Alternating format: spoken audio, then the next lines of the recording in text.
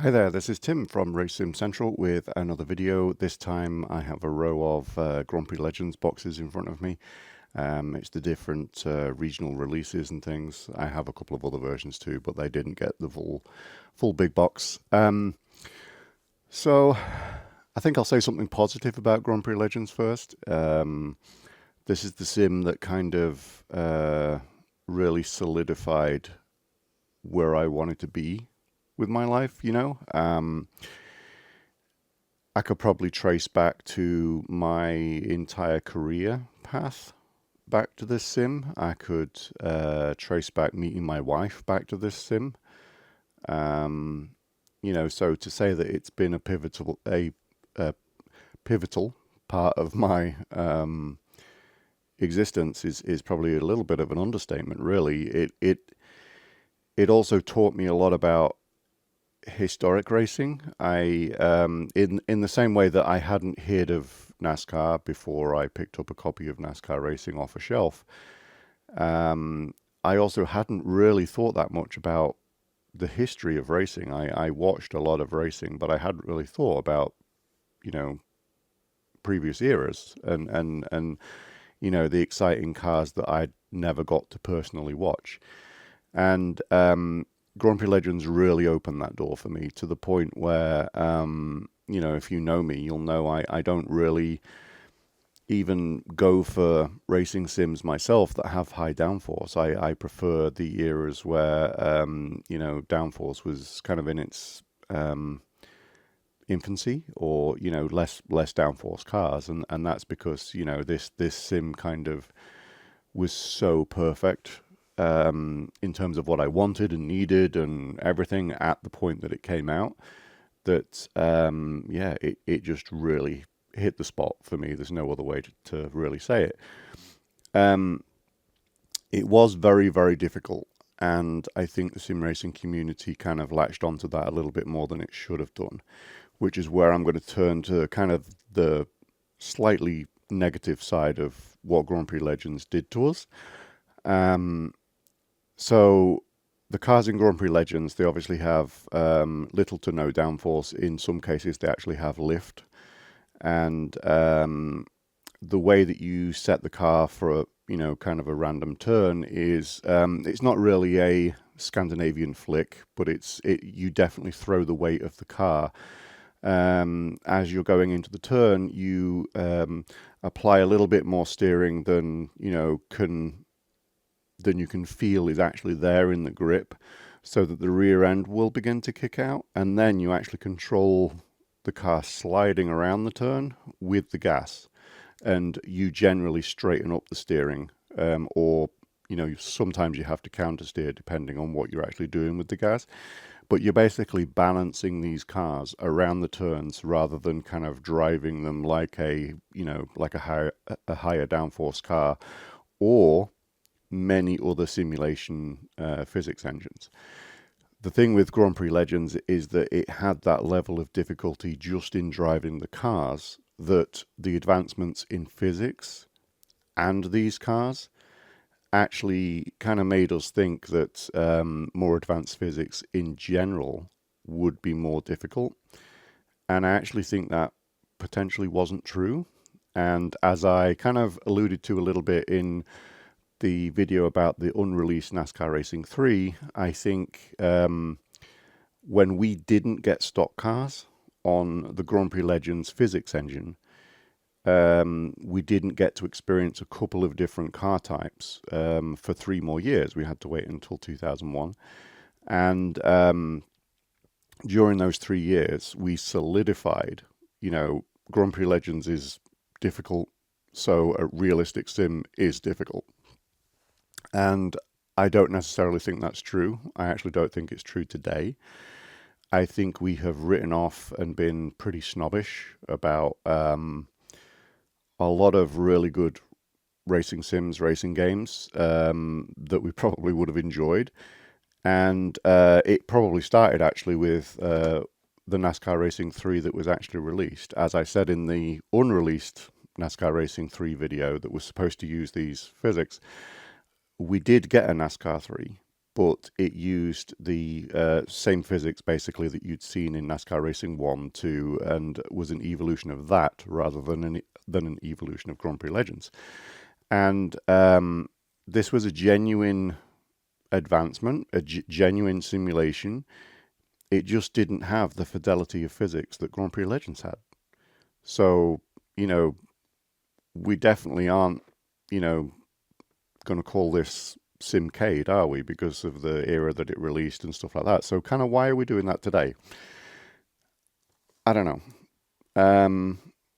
But potentially we're doing it just because we kind of like to be a little bit snobbish about more simplistic physics. And I think I kind of need to open the question of what actually is a simulation, because it's not just physics. And the way that the sim racing community is kind of focused right now is that it's all physics. You can have, the best physics engine, and then basically you'll just get accepted as, oh, yeah, that's a sim, regardless of how broken anything else is or how basic anything else is. And the way that we were kind of a little bit snobbish towards the NASCAR Racing 3 that released, I feel like we're still doing that with a lot of titles today.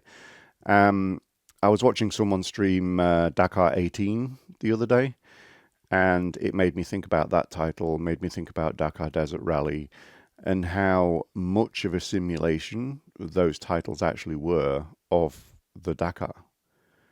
They did not have high fidelity, high quality physics. That's the thing that obviously holds them back. But at the same time, that's the thing that destroys them in the mind of sim racers.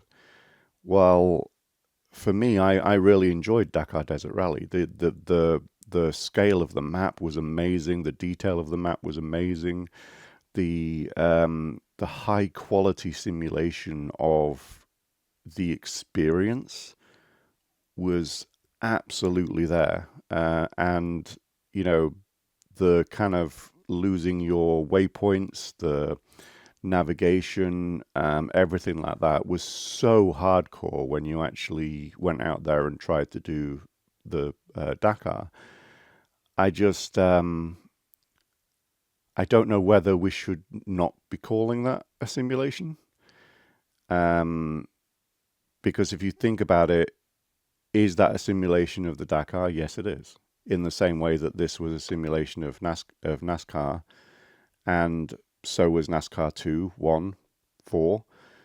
I don't see how the physics actually affected that much.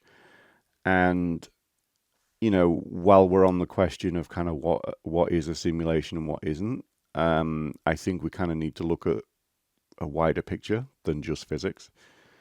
And we need to look at what it's actually supposed to be aiming to simulate.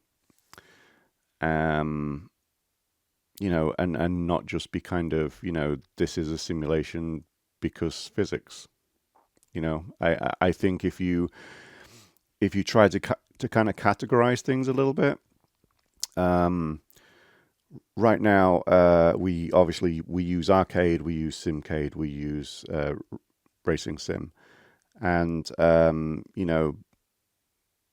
those aren't really terms that I like for how they're being used. I think arcade should be what it originally was. In the arcades that you would go in, you would put a coin in, and play your game. The vast majority of car titles in the arcades were kind of street racing, unrealistic kind of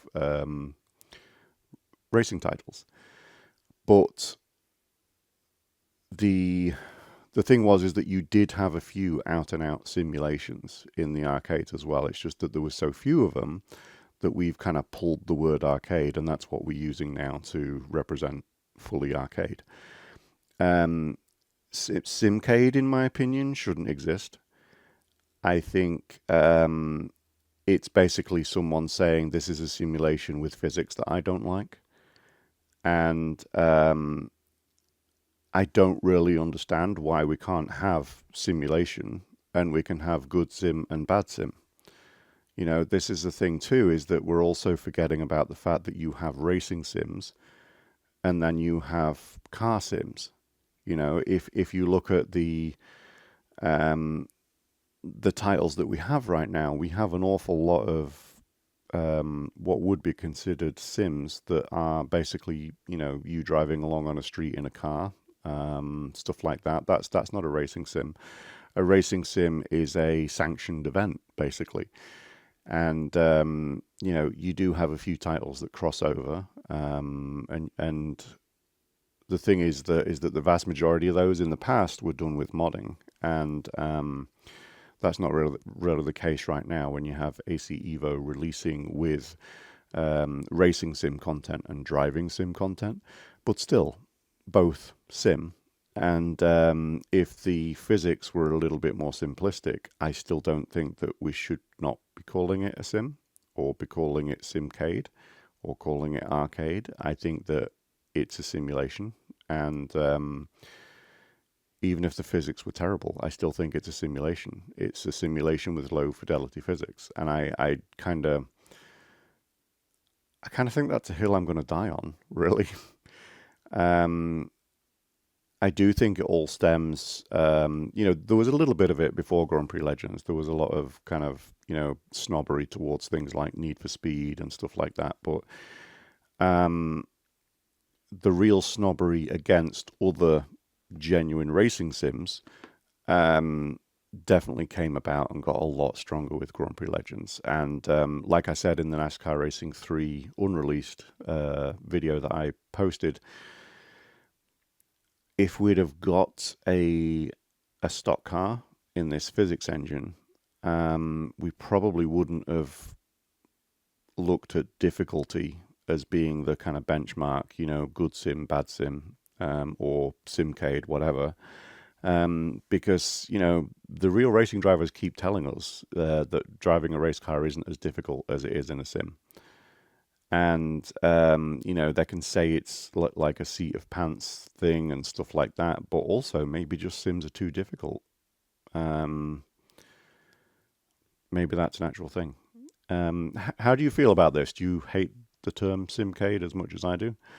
Do you kind of agree that Grand Prix Legends is where things kind of went off at a bit of a tangent? Do you think that a stock car with the Grand Prix Legends physics engine would have just reinforced the fact, you know, the way the sim racing community acts, that, you know, difficulty equals realism, or do you think we would have, because of the difference in how those two things drive, we would have kind of lightened up a little bit? Yeah, thanks for watching. Bye bye.